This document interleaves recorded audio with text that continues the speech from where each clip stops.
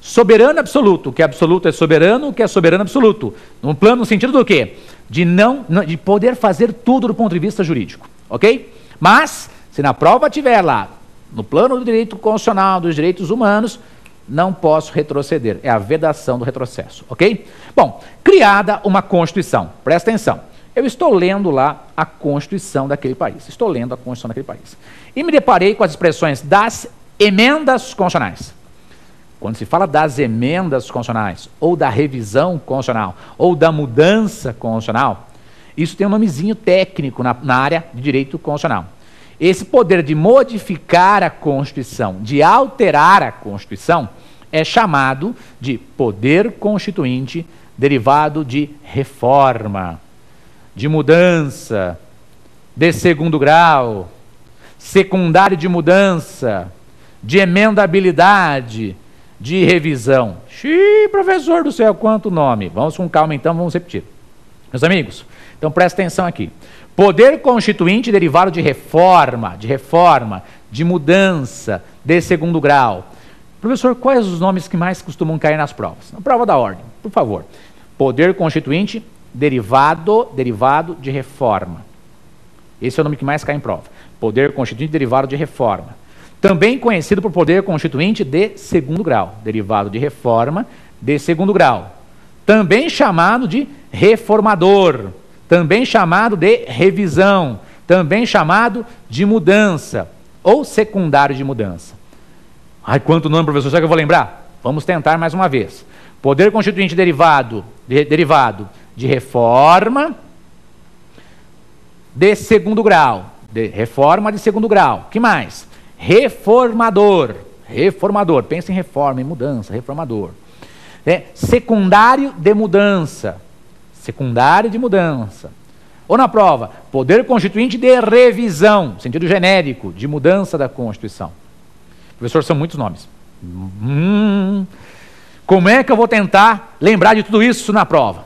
É questão de ficar lendo e se acostumando com a terminologia. Veja como é fácil. Poder constituinte derivado de reforma, de segundo grau, de mudança, de reforma, de segundo grau, de mudança, reformador. É aquele poder para quê? Para modificar a Constituição. Reforma, mudança, alteração, etc. Na nossa Constituição, nós temos dois artigos importantes. O artigo 3º do ADCT, lembra? Ato das Disposições Constitucionais Transitórias, do ADCT. Esse artigo 3º do ADCT trata do quê? Das emendas constitucionais de revisão, que são apenas 6. Não posso mais modificar a Constituição por emenda constitucional de revisão. Por quê? Por decisão do nosso Supremo Tribunal Federal.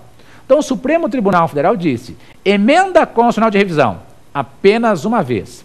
E foram feitas 6 apenas. Então, na prova do SES, presta atenção.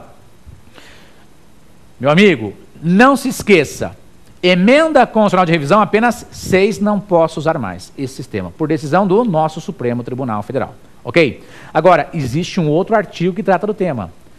É o artigo 60, que cuida o quê? Das emendas constitucionais. O artigo 60 cuida das emendas constitucionais, outro mecanismo de mudança. Então, hoje, são 57 emendas constitucionais. Pode aumentar o número de emendas? Lógico que pode. Então, as emendas constitucionais são mecanismos de mudança da Constituição, cujos requisitos estão lá no artigo 60. Então, na prova tem que lembrar, emenda constitucional de revisão, artigo 3º do ADCT. Emenda constitucional pura e simples, artigo 60 da Constituição.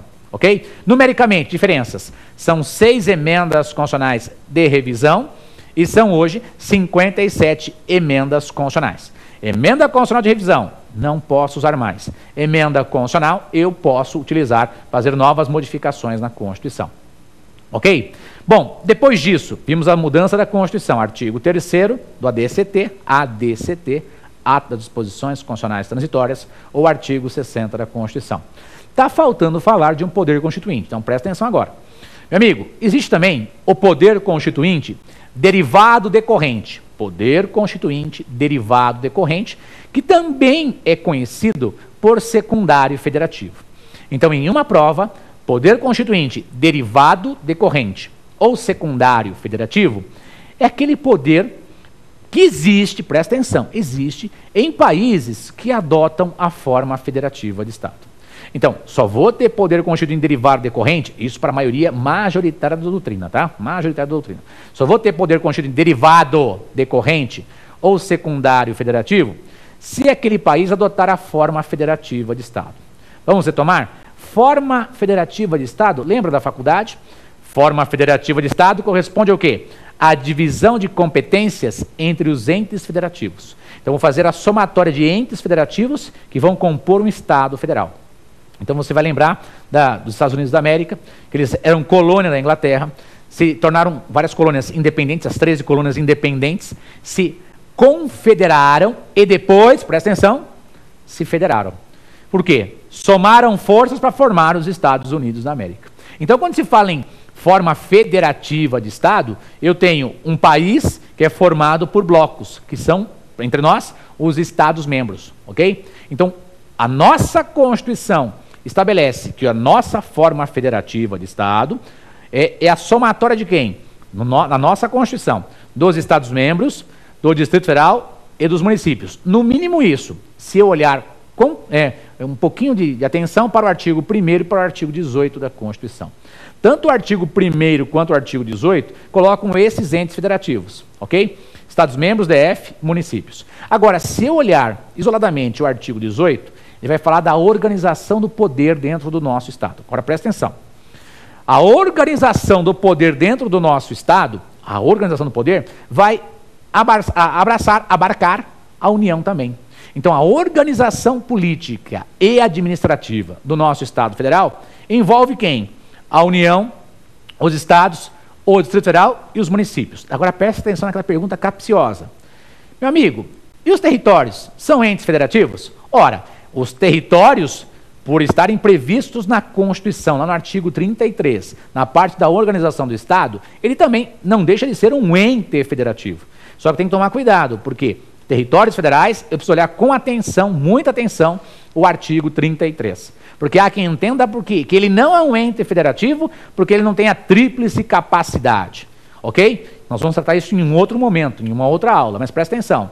Pela disposição da Constituição, o artigo 33 está dentro da organização do Estado, podemos afirmar que, com relação à sua quantidade, os territórios poderiam ser mais um ente federativo. Ok? Agora, presta atenção. Para a prova normal, sem estresse nenhum, uma prova bem tranquila que envolva lá Estado Federal Brasileiro. Quais são os nossos entes federativos que têm suas normas fundamentais e todas elas têm que respeitar a Constituição? Presta atenção. Para entender isso, eu tenho que olhar caput de alguns artigos da nossa Constituição. Então, se eu olhar o artigo 29 da nossa Constituição, está lá que os municípios, cada município pode fazer a sua lei orgânica, respeitando a Constituição do Estado onde se encontre e a Constituição Federal. Quer dizer que, pelo artigo 29, o município é um ente federativo, porque pode ter a sua norma fundamental, respeitando a Constituição do Estado onde se encontre e a Constituição Federal. Ok? Só isso? Não. O artigo 25, ele vai falar lá dos Estados-membros. Os Estados-membros são entes federativos.